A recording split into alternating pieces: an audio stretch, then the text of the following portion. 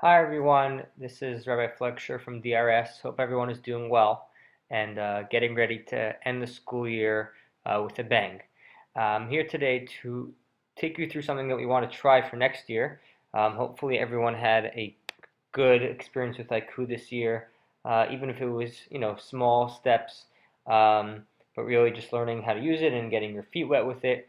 We're looking to certainly improve both your experience and the experience of our students for the coming year.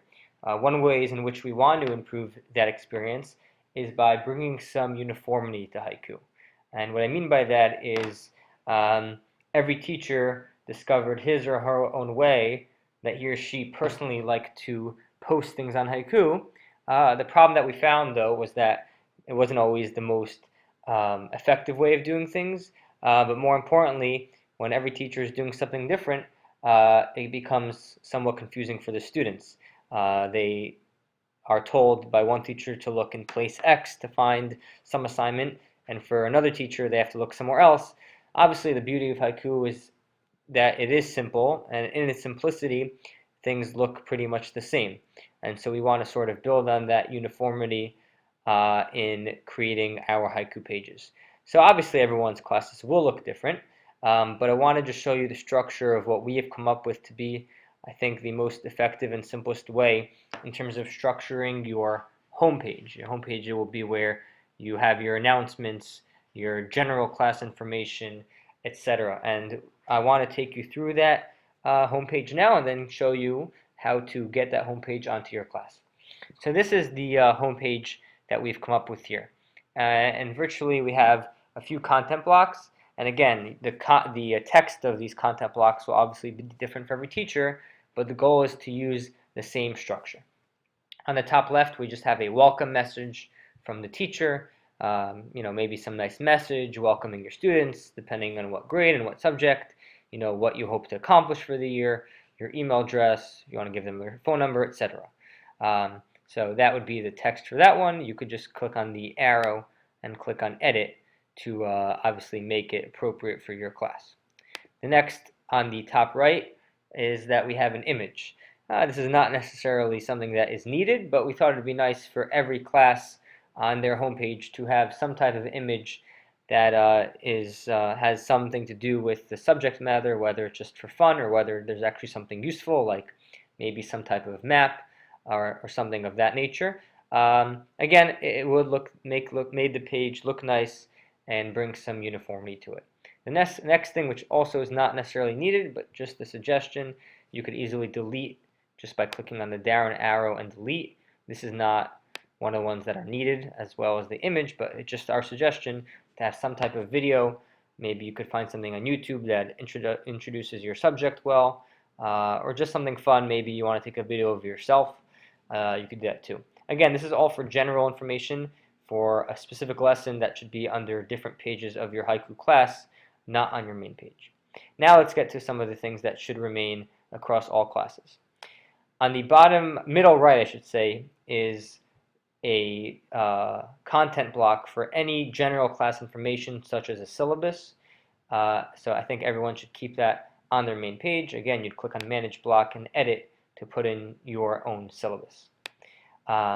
The next two are very, very important. You have the class calendar and upcoming activities and assignments. Now, these two sort of work hand in hand. And what I mean by that is the class calendar is just a nice thing to have up because any day that has something on it is shaded pink. The orange is the current day of the week. So if I click on the 26th, it will say Enjoy Memorial Day, which is today. I'm doing some work on Memorial Day. Look at that. But this is where everything needs to happen in terms of upcoming activities and assignments. Whenever you want to post either an assignment or some type of activity, June 1st, bring in your favorite food for show and tell on Monday, or an assignment, there's a test coming up, there's a research paper coming up, that would all go under upcoming activities and assignments. I'll show you that in a second. And whatever date you choose, that will automatically pop up in the calendar as well. So you just go to Quick Add, and I'm going to do one assignment and one activity / we'll call it event. So for the activity, I will write don't forget to bring in your baseball mitt for the end of the year baseball game with your Rebbe. And I'm going to click on add, and it's going to ask me what day I want it on. So I'm going to choose May 30th. I don't need a time and day, don't want it to repeat, I don't need any details, and this will remain as an event. And I'll show you what an assignment would be in a second. So I'm going to click save. So if you see here on the calendar on May 30th, it tells me to bring in my baseball mitt, and it shows up here as well. Now that's an event. An assignment is a little different. An assignment is different mainly because the assignment has room for more information. It also has space to attach files such as the actual assignment text, any worksheets that are needed, and also, most importantly, a space to allow the students to submit their assignment back to you. So I'm going to make a sample assignment now. Paper about the history of Yom Yerushalayim. We'll click on add, and this time I'm going to click on make this an assignment, and you'll see it looks a little different. You have to add in detail, the due date, show in Dropbox. That would allow them to submit their assignment online, and you could attach a Google Doc or a file that has some information about this assignment, and you're going to click on save again. Oh, let me fix the date here.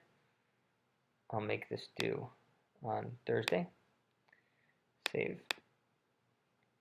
And once again, it's here. As you see, the symbol's a little different for an assignment. It's important because an assignment, unlike an event, has a Dropbox for the students to submit it, so you should realize that those two are different. And the last thing on the Haiku homepage is announcements. Now, what's the difference between announcements and upcoming activities and assignments? Well, basically, an announcement is just as it sounds. It's not to assign something.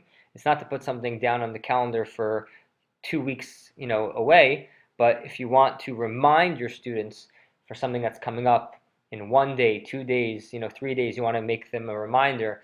Students, please remember that the assignment is due in 3 days from now. Or the day before the baseball game, please remember to bring in your baseball mitt tomorrow. And on their end, the announcement pops up on their screen as soon as they log in. So it's sort of staring them in the face.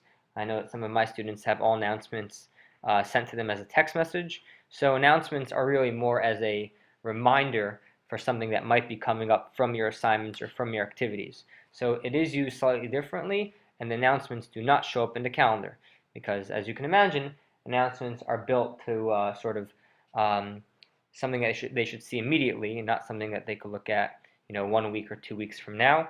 And you would add it the same way you would add anything else, just by going to the add box and clicking add. And you would not change this to an event or assignment. It should be an announcement as is. You can choose if you want it to expire and if you want it to be the top announcement and what date it should display until. And that's the idea of this Haiku homepage. If you have any questions, please feel free to ask me, Mrs. Lightstone, Rabbi Plotkin. We've all been working on it together. Now, how do you get this onto your page? It's actually pretty simple. You're going to click on Manage Page. You're going to click on Copy Page. When you click on Copy Page, make sure to unclick Include All Subpages, because those subpages are just for your reference for now. It's not for students to see. So uncheck that. And when you click on Search Classes, any class that you currently teach, whether it's active or inactive, will be here. I'll click on my Chumash class, and I'm going to have it at the bottom of the pages, but really I'm going to make it my home page when I go back to my own class. I'm going to click Next, and it will ask me if I want to add it to another class, so I could add it to all my classes at once. I don't have to do this multiple times.